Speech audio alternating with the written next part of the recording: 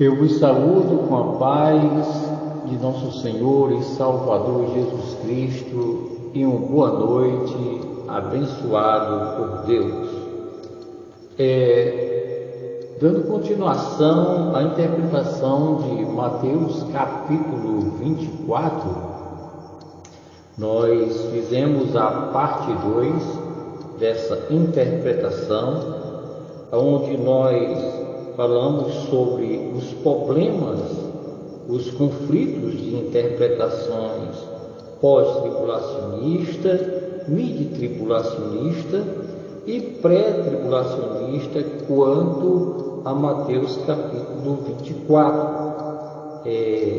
onde nós abordamos o raciocínio do tempo tribulacional e 7 anos ou não, de tribulação para os pós-tribulacionistas e midi-tribulacionistas.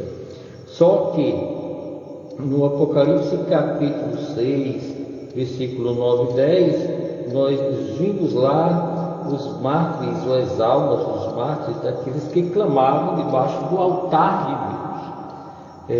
Vemos também em capítulo 7, versículo 14 do Apocalipse, onde João pergunta quem é essa grande multidão, e vimos a resposta que eram aqueles que foram lavados no sangue do Cordeiro, de Deus. E aqui ficou evidente que são os salvos, mas os salvos do período tribulacional. Vigentemente, nós vemos também esses problemas de ambos os lados, tanto pré como muito mais do pós e do midi-tribulacionismo. Falamos também sobre a ressurreição de Apocalipse capítulo 20, versículos 4 e 5, daqueles que foram martirizados durante aquele período. E em Mateus capítulo 27, versículos 52 em diante, nós vimos os túmulos que se abriram e muitos corpos de santos já falecidos ressuscitaram. Esses santos, por todavia, ou não obstante, não são os santos do Antigo Testamento. E aqui nós ficamos com essa retórica, da retrospectiva do capítulo anterior da aula que nós tivemos a respeito da interpretação tanto da hermenêutica como da exegese bíblica cristã. E dando continuidade, nós vemos aqui também os chamados de santos, porque foram homens separados. Porque Apocalipse capítulo 13, versículo 7, não deve ser usado a palavra santos para os convertidos da era tribulacional. Essas indagações e outras, tanto como esta também, não são os gentios que haverão de serem convertidos na era da grande tribulação e os judeus que irão se converterem, além daqueles 144 mil de Apocalipse capítulo 7 e também capítulo 14, visto que naquela mulher que o seu filho se refugiou-se para o deserto de Apocalipse capítulo 12, aquela mulher é Israel, representando ali os 144 mil que foram tirados, e foram livrados do período tribulacional, guardados, protegidos por Deus. Essa conversa de duas igrejas, uma pré, outra pós, e aí uma terceira midi-tribulacionista, isso é uma pretensão para querer negar o bom senso bíblico quanto o período da grande tribulação de Apocalipse, capítulo de número 3, versículo 10, onde Deus diz claramente, o Senhor Jesus fala para a igreja de Filadélfia, porque guardaste a palavra, o testemunho da minha paciência, ou da minha verdade, também eu haverei de livrá-lo da grande tribulação que há de vir sobre o mundo inteiro. A grande tribulação, diferentemente daquelas tribulações que o apóstolo Paulo fala em suas epístolas, que convém que para sermos salvos devemos passar por muitas tribulações, ele por várias tribulações, mas ele não falou ali de forma alguma da grande tribulação de Apocalipse, capítulo 3, versículo 10.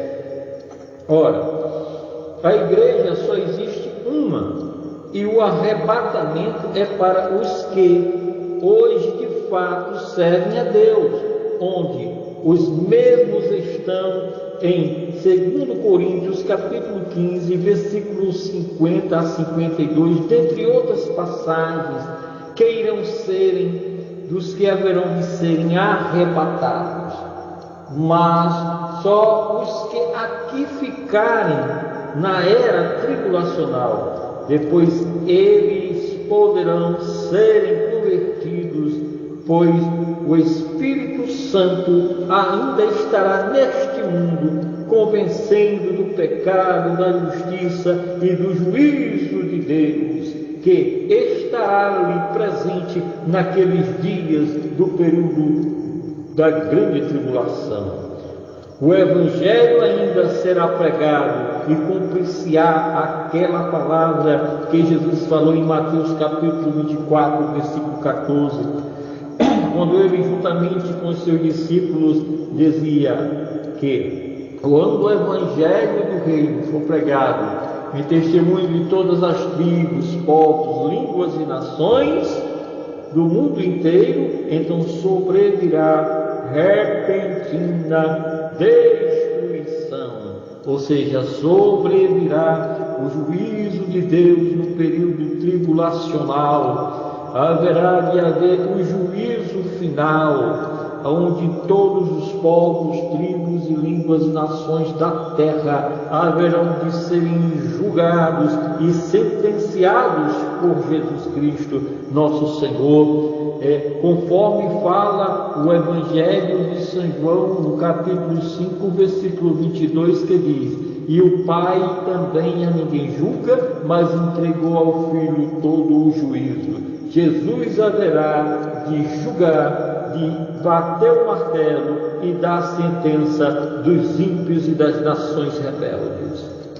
Ora, então, se Mateus capítulo 24, versículo 14 do Evangelho de São Mateus, eles foram lavados no sangue do Cordeiro, e assim serão santificados e chamados santos, até porque o anticristo irá guerrear contra os santos.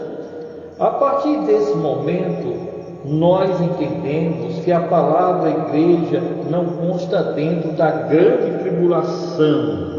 Não existe um texto que afirme que a igreja esteja dentro da era da grande tribulação. Só lembrando que a palavra santos de Apocalipse capítulo 13, versículo 7, não está em conexão com a palavra igreja. No entanto, todo o Mateus capítulo 24 pertence profeticamente para a nação de Israel, para o povo judeu, e não para a igreja. Mateus 24 é a continuação de Mateus capítulo 23, a qual o Senhor dirigia a sua palavra aos judeus e não à igreja, pois aqueles princípios de dores que muitos falam, que em Mateus 24 referindo-se para os dias atuais, é um equívoco, ligando Mateus capítulo 24 ali com os 7 selos de Apocalipse capítulo 6, aí sim podemos dizer que é um princípio de dores da grande tribulação, e não princípio de dores para a vinda secreta de Cristo, para o arrebatamento eminente de sua igreja aqui na terra. O Senhor levará a sua igreja aos céus e cumprir-se-á ali João capítulo 14, versículo 1 ao 3, que diz: não se turbe o vosso coração, credes em Deus, credes também em mim. Na casa de meu pai há muitas moradas,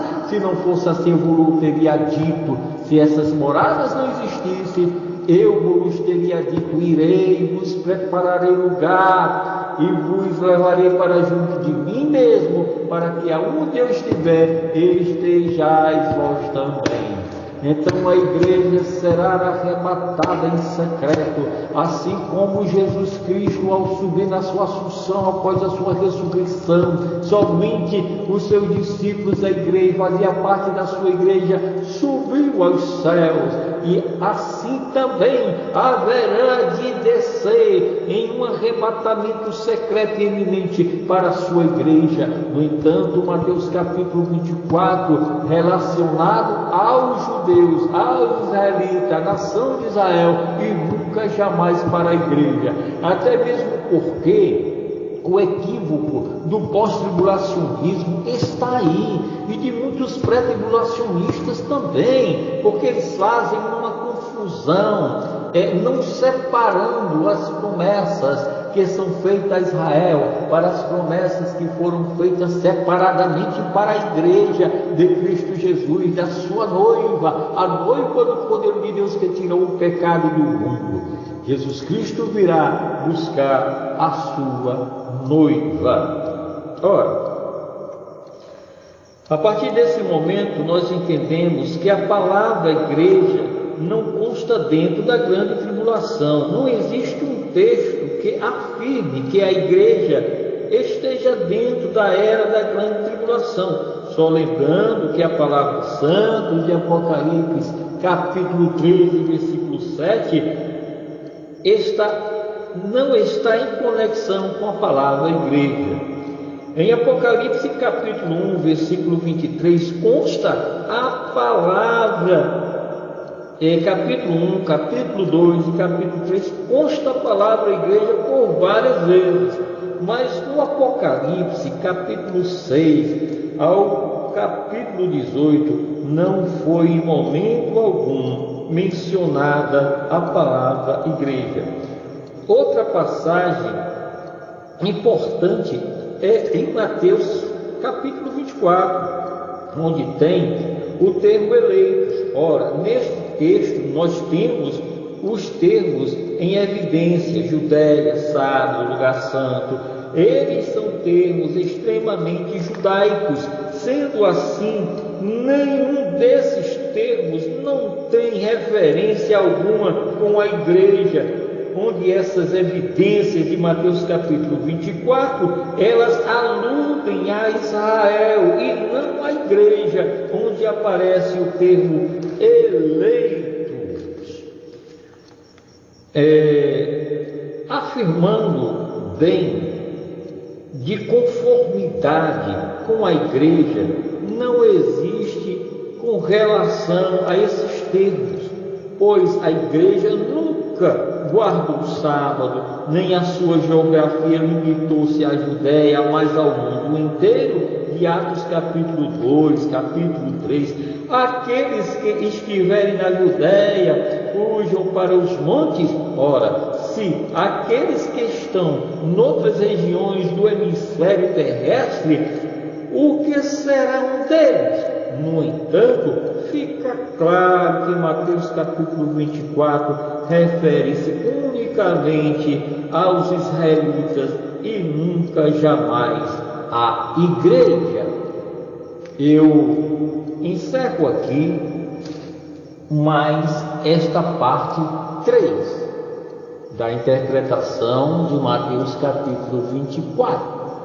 Este que vos fala é o evangelista Rubens Carlos, e vos deixo aqui o nosso boa noite de salvação, de reconciliação com Deus, para aqueles que estão afastados da casa paterna. Ó filho pródigo, volta, retorna logo e ocupa o teu lugar na casa paterna. Reconcilia-te com o Senhor nesta noite, neste momento. Este que vos fala é o evangelista Rubens Carlos, e deixo aqui o meu abraço fraterno, as nossas considerações, e pedimos que você curta o nosso link, comente, compartilhe e se inscreva no nosso canal. Rubens Carlos, a Sã Doutrina e a Fé Cristã é o nome do canal. No entanto, nós pedimos aqui que vocês nos ajudem a corroborar e a propagar a sã doutrina da palavra de Deus. A paz do Senhor a todos, em nome de Jesus.